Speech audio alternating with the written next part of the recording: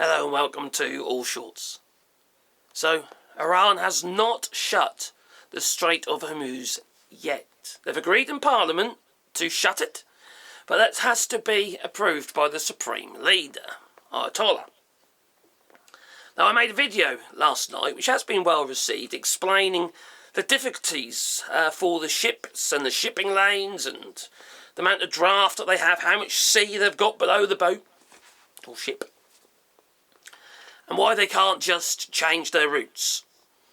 It's not simple, no. But even though the Iranian Supreme Leader has not shut the Strait of Hormuz yet, or at least the portion that they govern, which are two shipping lanes, an in and an out. Effectively, it's one-way traffic in each lane. The shallower waters is the inward traffic, and the outward traffic is the deeper waters, generally speaking, because they draw more water when they're laden with oil, around 2,000 to 3,000 million barrels worth of oil. But the effects have already started to take effect. The consequences of shutting, even though they haven't shut it, are already starting to take effect. The barrel price has gone up a little bit, and every $10 on the barrel price will effectively add around 7 to 8 pence for every litre of fuel. I'm sorry, I'm not going to make that imperial. Sorry. But if the Strait of Hormuz is closed, it's expected to push the barrel price to around $110 a barrel. Considering that oil is traded on the world market, obviously Russia is going to be rubbing their hands together, since they'll be making a lot more money on their oil.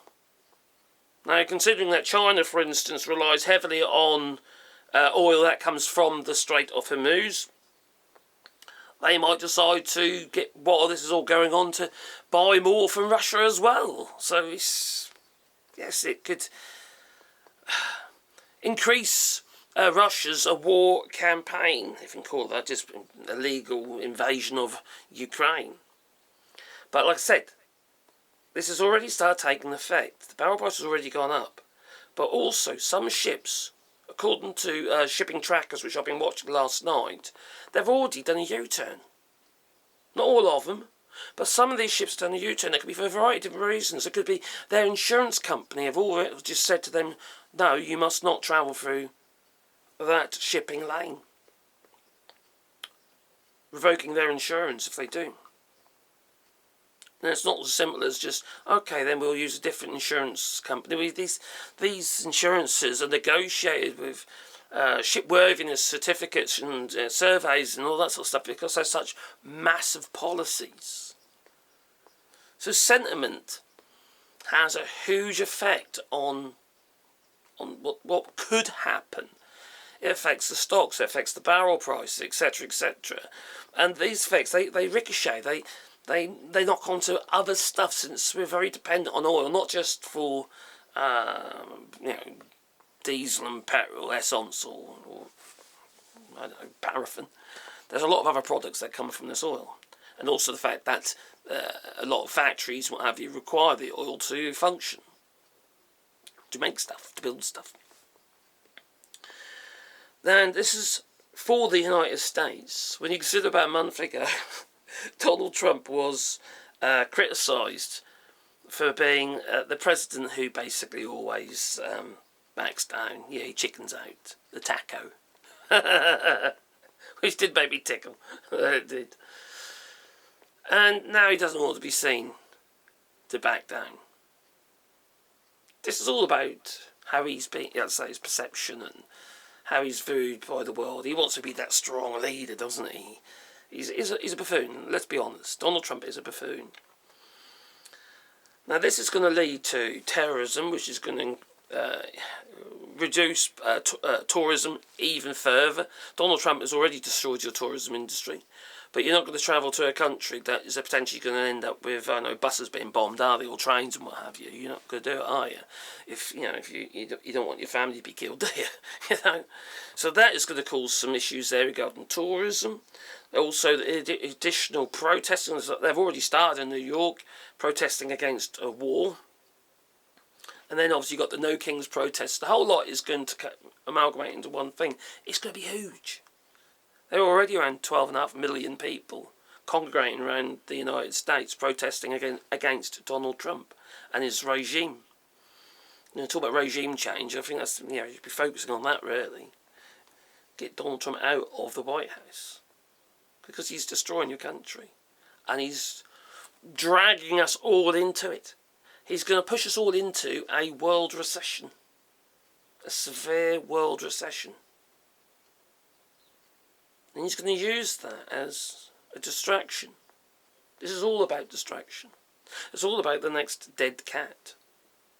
It's all about maintaining power and how he can wield his saw, sabre, rattle the world effectively. So we're going to end up with problems regarding more terrorism, more protests, more costs, more policing at a time when a lot of the policing has been shifted towards ICE. A third of the FBI, for instance, are now working with ICE. Donald Trump has pretty much got rid of the Security Council. Do you see the madness there? All the protections Donald Trump has pretty much got rid of. The level of madness and cognitive dissonance here is just... it's crazy. It really is. So we are going to see already, because we're already seeing it, disruptions in the shipping of oil. As a greenie myself, I could argue, well, that's a good thing, but they're shocking the world into green energy. It's not going to work. You have to warn people into the idea. So, for me to say, oh, that's good, there's no more oil going to be shipping out, it's not going to help anybody. It really isn't. And it's not going to help the environment either. No. So, yes, insurance, sentiment, you know, feelings, disruption. It's all going to increase the potential of costs at a time when you haven't got the money. And not just for the United States, for the UK, the European Union, etc., throughout the world. And it's all very well for Keir Starmer in the UK to say, oh, kind of agreeing with what Donald Trump has just done. You have to think to yourself, ask yourself this question, is Donald Trump doing it for the right reasons? Because I would say, no, he's not. Because he has not got evidence of weapons of mass destruction. He's just got evidence, and they've been quite open and clear about this, of enriched uranium, which is not just used in bombs. It's used for all sorts of stuff, medical research, etc., etc. If there was weapons of mass destruction, with the surveillance technologies that we have now, it wouldn't be long before we knew. It wouldn't. And besides, if Iran really wanted to get themselves a nuclear bomb, well, you could probably buy one off AliExpress. Anyway, what do you reckon? Please leave it in the comments down below. Okay, you can't buy nuclear missiles and bombs on AliExpress, I know that. But you can buy the engines, the jet engines that they're putting in these shared drones on AliExpress for about 15 grand. Anyway, can you please be a like button, maybe subscribe to the channel, little bell icon, but please, please, please check out my other video explaining why these ships cannot just change their navigation. They just can't go somewhere else because these things are huge. And they draw a lot of water, around 30 odd metres of water they draw, so they can't go for shallow waters, can they? They'll run aground. Anyway, check out the video, which should be up here somewhere. Maybe there. Anyway, toodaloo. Please beat the old like button and comment down below.